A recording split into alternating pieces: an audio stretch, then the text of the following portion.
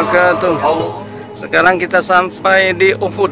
Di dalamnya banyak orang yang bersihkan diri dan Allah mencintai hamba-hamba yang bersihkan diri. Assalamualaikum ya ahla ma'la warahmatullah wabarakatuh. Yang mana di tempat ini, dalam ini Allah tenggelamkan Fir'aun dan bala tentaranya akibat kesombongannya.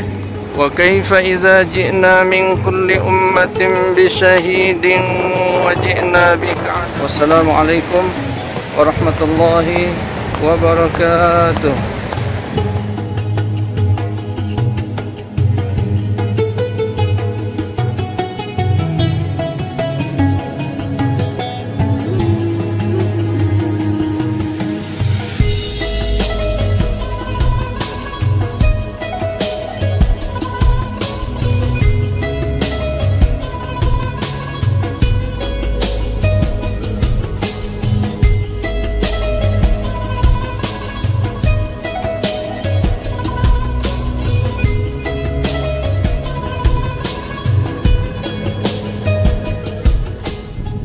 Assalamualaikum warahmatullahi wabarakatuh.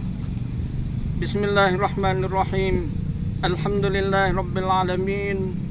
Wassalatu wassalamu ala asyrafil mursalin sayyidina Muhammadin wa ala alihi wa sahbihi ajma'in. Amma ba'd. Alhamdulillah kita bertemu kembali pemirsa sekalian. Ada satu ayat. Ayat ini dinamakan ayat yang penuh dengan pengharapan. Terdapat dalam surah Az-Zumar ayat 53 yang berbunyi, A'udzu billahi minasy syaithanir rajim. Bismillahirrahmanirrahim. قل يا عبادي الذين أسرفوا على أنفسهم لا تقنطوا من رحمة الله إن الله يغفر الذنوب جميعا إنه هو الغفور الرحيم. Sadaqallahul azim. Maknanya, katakan, wahai hamba-hambaku yang telah melampaui batas terhadap diri mereka, jangan sekali-kali kalian putus asa dari rahmat Allah. Sesungguhnya Allah mengampuni segala dosa-dosa, dan sesungguhnya Dia Maha Pengampun lagi Maha Penyayang. Kita perhatikan pemirsa sekalian redaksi ayat ini. Qul ya ibadiyalladzina asrafu ala anfusihim. Allah sebut hamba-hambanya, wahai hamba-hambaku. Ini menunjukkan kasih sayang Allah kepada hamba-hambanya yang banyak berbuat kezaliman, yang banyak berbuat dosa. Allah tidak panggil dengan wahai para pendosa, wahai para orang-orang yang banyak berbuat zalim, tapi ibadi. Qul ya ibadi, wahai hamba-hambaku. Kemudian asrafu, yang telah melampaui batas. Asrafu artinya melampaui batas, lebih dahsyat daripada sekedar berbuat dosa, berbuat kezaliman, melampaui batas.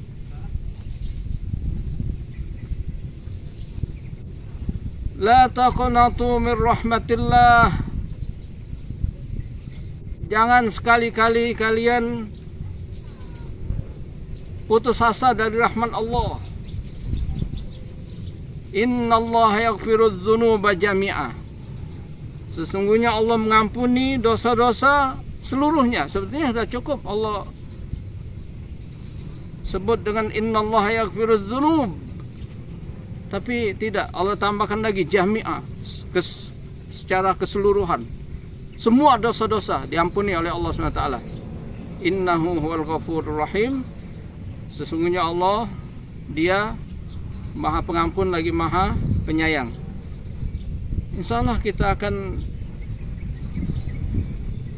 memasuki sebuah hadis. Nabi berkisah tentang betapa hebatnya orang yang bertaubat kepada Allah, sebesar apapun dosanya. Allah kasih karamah, mukjizat, kauniyah, karamah Allah berikan kepada orang yang bertaubat ini. Sebelum kita membacakan hadisnya, mohon yang baru menemukan channel kita ini dukungannya dengan mensubscribe, like maupun share. Insyaallah Allah kasih pahala sedekah, bahkan sedekah jariah, amal jariah. Hadis riwayat Imam Bukhari dan Muslim dari sahabat Nabi yang bernama Abu Sa'id Al-Khudri radhiyallahu anhu, bahwasanya Rasulullah bercerita, kana fi man kana qablakum rajulun qatala 99 nafsa fasa'ala an a'lami ahlil ard fadulla ala rahib. Hadisnya panjang, kita bacakan saja mafhumnya dalam bahasa kita. Nabi berkata, di zaman dahulu kala, di kalangan Bani Israel, ada seseorang yang telah membunuh 99 orang. Lantas orang ini sadar, ingin kembali kepada Allah, ingin jadi orang baik. Akhirnya dia mencari orang yang baik, orang yang alim, yang dapat membimbing dia untuk bertaubat, untuk menjadi orang baik. Fadulla ala rahib. Akhirnya dia ditunjukin kepada seorang rahib. Akhirnya dia datangin rahib ini. Jadi rahib ini adalah seorang yang ahli ibadah, tapi ala jahal. Ahli ibadah tapi bodoh, tidak paham ilmu agama. Akhirnya orang ini datang kepada rahib ini, kemudian dia berkata, sesungguhnya aku telah membunuh 99 orang, wahai rahib. Hal li min taubah, apakah saya bisa bertaubat? Ini orang ahli ibadat ini bodoh, tidak paham ilmu ketuhanan. Allah Maha Penerima Taubat, Maha Pengampun, Maha Penyayang. Dia jawab, la,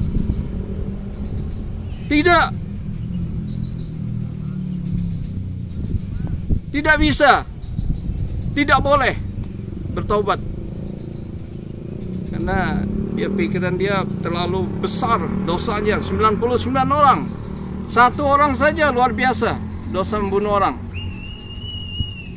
Tidak. Akhirnya orang ini tadi, penjahat ini, bandit ini, dia merasa putus asa. Dia mau berbuat baik, mau kembali. Lantas dijawab seperti itu, tidak bisa, tidak boleh. Maka dia putus asa, hanya dibunuh lagi. Dia bunuh lagi orang ini, rahib ini. Akhirnya fakam ala bihi mi'ah, genap 100 orang sudah dia bunuh. Namun di hatinya masih ada rasa gelisah, ingin kembali, ingin bertobat, ingin menjadi orang baik. Dia terus mencari lagi orang yang alim, yang bisa membimbing dia untuk bertaubat, untuk menjadi orang yang baik. dia masih ada semangat untuk itu. Dia cari lagi, cari. Akhirnya fadulla ala rajulin alim. Akhirnya dia ditunjuki kepada seorang yang betul-betul alim, orang-orang yang berilmu, seorang yang alim. Dia datangin, dia berkata, wahai orang alim, saya telah membunuh 100 orang. Hal li min taubah? Apakah saya bisa taubat? Dijawab oleh orang alim tadi, bisa, boleh. Dia tahu rahmat Allah, ampunan Allah lebih besar daripada dosa sebesar apapun. Bisa. Nah, dia bilang bisa karena dia seorang alim yang berilmu, yang pendidik. Dia kata bisa, dia kasih tahu caranya, jalannya untuk bertobat, untuk jadi orang baik. Sekarang kau tinggalkan kampungmu yang jahat, negerimu yang jahat. Memang dia ditinggal di kampung yang semuanya lingkungan yang tak baik, yang selalu ngajakin dia untuk berbuat jahat. Maka kata orang alim ini, engkau tinggalkan kampungmu, negerimu yang jahat, engkau pergi ke kampung sana, negeri sana, yang di sana banyak orang-orang baik, orang-orang yang menyembah Allah. Engkau ke sana, engkau bergaul bersama mereka, engkau menyembah Allah bersama mereka. Akhirnya dia langsung pergi menuju negeri yang dianjurkan oleh orang alim ini. Dia terus menuju ke sana. Ketika sampai di tengah perjalanan, atahul ajal, orang ini mati.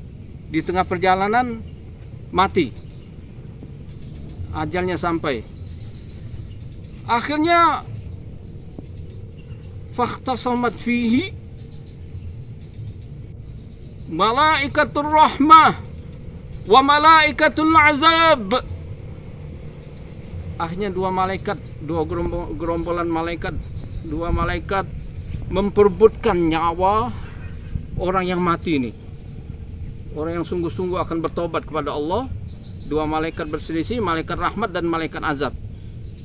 Sebagaimana kita ketahui, malaikat rahmat baginya rahmat. Dia mengambil roh orang-orang yang baik, dia bawa kapan dari sorga.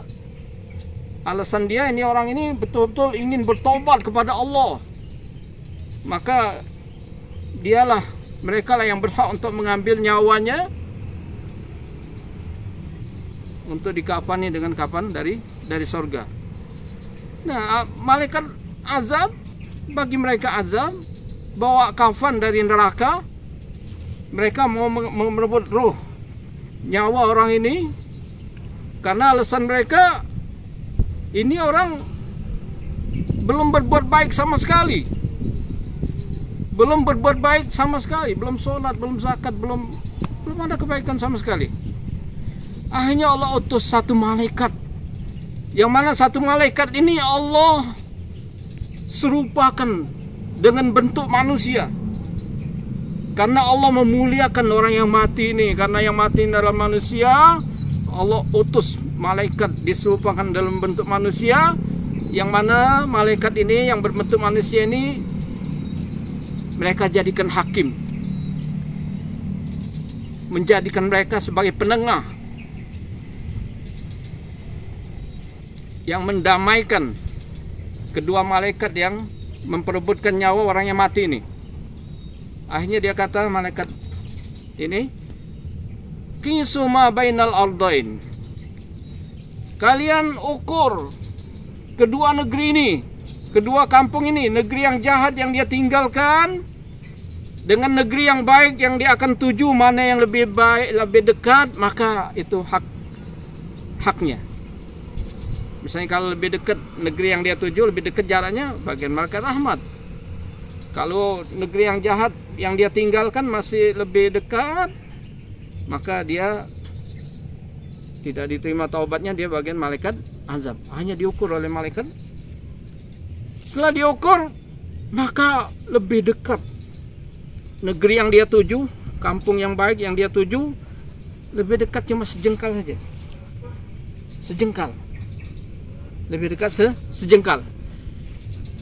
Di dalam riwayat yang lain, Allah firmankan kepada tanah negeri yang dia tinggalkan, negeri yang jahat yang dia tinggalkan, anta ba'adi, supaya tanahnya melar, merenggang, tanah bergeser supaya merenggang, menjauh. Kemudian wa ila hadhihi anta ba'adi wa ila hadhihi anta qarrabi. Kemudian negeri tanah yang dia tuju supaya merapat. Allahu Akbar. Mukjizat kauniyah terjadi, karamah terjadi. Allah berikan kepada orang yang sungguh-sungguh bertaubat kepada Allah SWT. Akhirnya negeri yang dekat, yang baik yang dia tuju lebih dekat. Allah firmankan negeri yang dia tinggalkan supaya merenggang, kemudian negeri yang dia tuju supaya merapat, sehingga dia lebih dekat kepada negeri yang baik. Akhirnya diambil oleh malaikat rahmat, bagian malaikat rahmat. Hadis dari Anas bin Malik radhiyallahu an, bahwasanya Nabi bersabda, "Lallahu afrahu bi taubati 'abdihi hina yatubu ilaih min ahadikum." Hadisnya panjang, kita bacakan saja mafhumnya. Bahwasanya sesungguhnya Allah Subhanahu wa taala lebih gembira daripada seorang di antara kalian yang di tengah perjalanan, di tengah padang pasir, dia terjatuh dari kendaraannya, dari ontanya. Ontanya kabur, hilang, entah kemana. Di tengah padang pasir, di atas ontanya, di atas kendaraannya, semua keperluannya, semua kebutuhannya, bekalnya, makanannya, minumannya, semuanya di atas ontanya yang kabur tersebut. Akhirnya dia putus asa. Kalau begitu saya akan mati, saya perlahan. Akhirnya dia mendatangi sebuah pohon yang rindang, Dia menidurkan dirinya di bawah pohon, nunggu sampai mati. Akhirnya terpejam matanya. Tatkala terbuka matanya, terpejam sebentar, kemudian dia buka matanya, tiba-tiba ontanya, kendaraannya berada di hadapannya. Ontanya berada di hadapannya tiba-tiba. Dia cepat-cepat ambil tali kekangnya. Kegembiraan yang tidak bisa dibayangkan, pemirsa sekalian. Dia cepat ambil tali kekangnya. Dia berkata, Allahumma anta abdi wa ana rabbuk. Ya Allah, sesungguhnya engkau adalah hambaku dan aku adalah Tuhanmu. Akhta min syiddatil farah. Salah ngucap, karena saking gembiranya salah mengucap, salah berkata. Yang salahnya, ya Allah, engkau adalah Tuhanku dan aku adalah hambamu. Terbalik. Allahumma anta abdi wa ana rabbuk. Dia betapa gembiranya, dia berkata, ya Allah, sungguhnya engkau adalah hambaku dan aku adalah Tuhanmu. Terpleset lidah karena saking girangnya. Nah, katanya Allah lebih gembira lagi melihat hambanya yang bertobat, yang kembali kepadanya, hambanya yang jahat kembali kepadanya, bertobat kembali kepada Allah, Allah lebih gembira lagi dari seorang yang seperti yang dikisahkan tadi. Ya, seperti orang kehilangan duit 1 billion, 1 miliar, punya orang, dia susah hati, tahu tiba-tiba ada. Dia kegembiraan seperti itu, tidak bisa dibayangkan. Allah lebih gembira lagi dari orang tersebut. Artinya Allah betapa redanya, Allah rahmati orang tersebut. Jadi inilah luar biasa. Itu taubat ini luar biasa. Bahkan orang yang sungguh-sungguh taubat kepada Allah, Allah kasih keramat seperti kisah Nabi tadi. At-taibu minadz dzambi kaman la dzambalah. Orang yang bertobat dari dosa seperti orang yang tidak berdosa. Orang non-Islam, dia masih Islam, habis semua seperti bayi yang baru dilahirkan. Jadi inilah yang penting syarat taubat itu. Syarat sahnya taubat diterima Allah SWT ada 3. Apabila berkaitan dengan manusia ada 4. Jadi syaratnya taubat, yang pertama al-iqla'. Yang pertama meninggalkan perbuatan dosanya, dia segera menghentikan, langsung menghentikan perbuatan dosanya, kebiasaan buruknya. Yang kedua an-nadam, dia menyesal senyesal-nyesalnya. Kemudian yang 3 berazam, bertekad tidak akan kembali untuk selama-lamanya, tidak akan mengulangi untuk selama-lamanya. Kemudian apabila dosa itu berkenaan dengan manusia, tambah satu lagi syaratnya. Syarat yang keempat yaitu minta halal, minta maaf. Misalnya menggunjingnya, memfitnahnya, minta dihalalkan, dia tarik kembali. Kemudian apabila berkenaan dengan harta, dia kembalikan. Insya Allah kita sambung lagi perihal berkenaan dengan bertaubat. Ada Sayyidil Istighfar, ada yang lain-lain. Insya Allah kita bertemu kembali di video berikutnya. Terima kasih banyak. Wassalamualaikum warahmatullahi wabarakatuh.